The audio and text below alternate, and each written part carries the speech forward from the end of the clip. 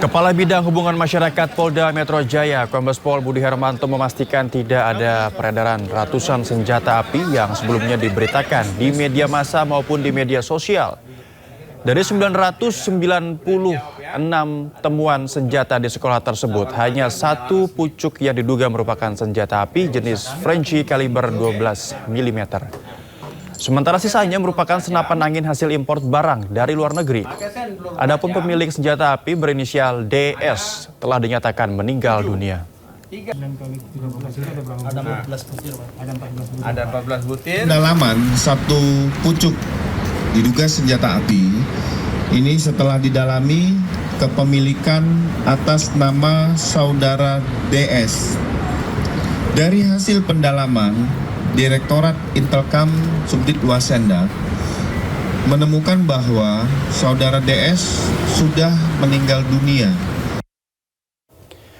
Gubernur Jakarta Pramono Anung menanggapi temuan hampir 1.000 pucuk senjata, narkoba, dan CD film dewasa di Sekolah Islam Harapan Ibu Pondok Pinang, Jakarta Selatan. Menurut Gubernur Jakarta, peristiwa ini telah mencoreng dunia pendidikan di tanah air dan meminta semua pihak yang terlibat diproses sesuai ketentuan hukum yang berlaku. Yang pertama, apa yang terjadi di sekolah swasta di Kebayoran Lama yang ditemukan sangat mengejutkan. Senjata jumlahnya kurang lebih 995, kemudian ada narkoba dan juga ada hal-hal lain. Pertanyaannya apakah itu boleh atau jawabannya singkat aja, sangat tidak boleh. Dan yayasan ini benar-benar memberikan contoh yang tidak baik. Walaupun yang bersangkutan sudah dipecat dari yayasan yang ada. Tetapi mengenai apa yang harus dilakukan, maka karena sudah ditangani aparat penegak hukum dan sudah turun di lapangan dan sudah melihat bukti-bukti yang ada dan sekarang sudah dibawa ke Polda Metro Jaya, maka pemerintah DKI memberikan support sepenuhnya untuk diambil tindakan yang setegas-tegasnya untuk persoalan ini. Karena apapun di dunia. Pengamat pendidikan Ubaid Matraji menilai lingkungan sekolah seharusnya jadi tempat paling aman bagi peserta didik. Ia mempertanyakan pengawasan sekolah dan dinas pendidikan terkait penemuan ratusan pucuk senjata di sekolah. Menurut saya sekolah harus menjadi tempat yang aman bagi anak-anak ya. Dengan ditemukannya senjata di gudang sekolah, ini tentu merisaukan kita semua termasuk orang tua dan masyarakat. Bagaimana ada benda yang membahayakan berada di lingkungan sekolah dan bisa melukai anak-anak, bahkan mengancam keselamatan nyawa anak-anak. Ini semua mempertanyakan bagaimana peran sekolah, bagaimana peran pengawas sekolah, dinas pendidikan, kok sampai ada senjata di lingkungan sekolah, kemudian ini bisa... Febri Adriansyah ex Jampitsus selesai diperiksa tim 9 Kejaksaan Agung selama 7 jam di Gedung Kejaksaan Agung, Jakarta. Usai melakukan pemeriksaan oleh tim 9 Kejaksaan Agung, Febri Adriansyah ex Jampitsus langsung masuk ke mobil tahanan. Febri Adriansyah diperiksa sebagai tersangka pada kasus dugaan TPPU. Kuasa hukum ex Jampitsus mengatakan ada 20 pertanyaan yang dilontarkan ke Febri Adriansyah. Selain itu ia mengatakan Febri Adriansyah ex Jampitsus kooperatif saat diperiksa oleh tim penyidik. 20-an pertanyaan ya tadi, dan sebagian besar yang ditanya adalah lanjutan dari pemeriksaan awal sebagai tersangka sekitar tanggal 24 Juli ya. Ya, hari Jumat saat penetapan tersangka beberapa waktu yang lalu. Jadi Pak FA sudah menjelaskan apa yang ia ketahui tentu saja, dan ada salah satu poin juga yang tadi disampaikan karena ini adalah hak dari tersangka, yaitu ditanya apakah ingin menghadirkan saksi atau ahli yang saksi meringankan atau ahli. Itu kan hak tersangka yang diatur di KUHP. Kami berencana akan menghadirkan saksi yang meringankan dan ahli untuk membuat lebih terang persoalan ini. Pemirsa, Kongres Pemuda Indonesia atau KPI mendatangi Barreskrim Polri untuk melaporkan dugaan kejanggalan dalam kematian Sutrimo, orang dekat mantan Jampitsus Kejagung Febri Adriansyah. KPI menilai terdapat sejumlah hal yang perlu diusut lebih lanjut oleh kepolisian.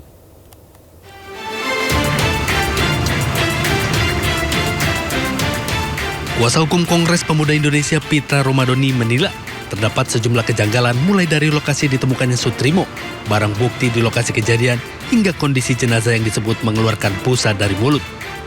Pihak keluarga hingga kini belum membuat laporan kepada kepolisian terkait kematian Sutrimo.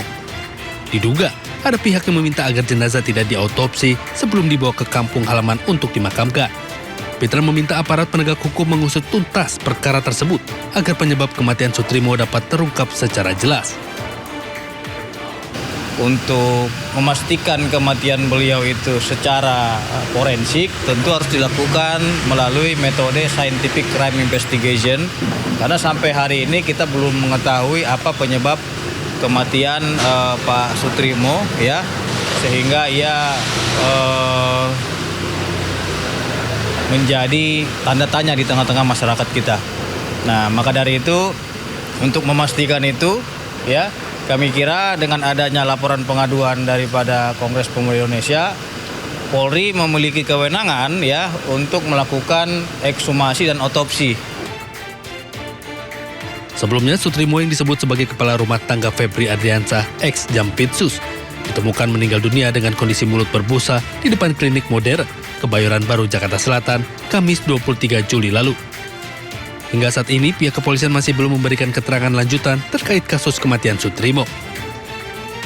Dari Jakarta, Nora Safika, Damar Wicaksono, Ainus melaporkan.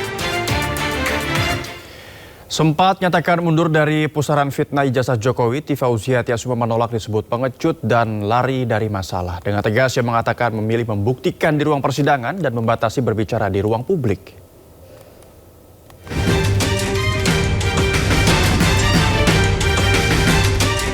Setelah menyampaikan pernyataan hijrah dan mundur dari pusaran fitnah ijazah Jokowi, tak sedikit yang menilai Dr. Tifa menyerah, bahkan lari dari permasalahan yang tengah dihadapinya. Tak ingin bola liar kian menggelinding, Dr. Tifa membantah semua tudingan. Dengan tegas ia menyebut sama sekali tidak melarikan diri dan menolak disebut pengecut. Dr. Tifa menyebut makna hijrah atau mundur yang dimaksud ialah ia tidak ingin banyak berbicara di ruang publik dan memilih berjuang di meja hijau demi membuktikan tuduhan yang diarahkan kepadanya. Selain itu, Dr. Tifa juga mengaku seluruh hasil penelitian tentang Jokowi dan ijazahnya sudah rampung ia selesaikan dan sudah ia bukukan dalam 2 buku berjudul Jokowi White Paper dan Otak Politik Jokowi. Artinya sebagai intelektual publik, sebagai ilmuwan, pekerjaan saya sudah selesai. Adapun bahwa saat ini saya sedang menghadapi berbagai sidang dan kemudian saya juga menunaikan undang-undang, ya, terutama KUHP baru tahun 2026 yang memberikan fasilitas ataupun ruangan bagi saya untuk melakukan uji pra-peradilan, dan itu pun juga sudah terjadwal, ya, insya Allah tanggal 12 Agustus 2026. Ya, tentunya saya disitulah ruangan bagi saya untuk menyampaikan hasil penelitian saya, hasil pekerjaan saya terkait dengan ijazah Joko Widodo ini. Namun dalam ruang publik yang lain, ya, di luar dari sidang, saya menyatakan bahwa saya hijrah. Kenapa? Karena sudah diwakili oleh 2 buku saya tersebut. Sebelumnya, Dr. Tifa sempat menyatakan akan mundur dari pusaran kasus fitnah ijazah Jokowi. Pernyataan itu kemudian timbulkan syakwa sangka. Walaupun menyatakan mundur, Dr. Tifa mengaku telah mempersiapkan diri untuk jalani sidang pra-peradilan 12 Agustus mendatang. Tim Liputan Ainus melaporkan. Puluhan siswa sekolah menengah pertama negeri di Magelang, Jawa Tengah diduga keracunan makanan. Informasi lengkapnya usai jeda, tetap di Sindo Sore.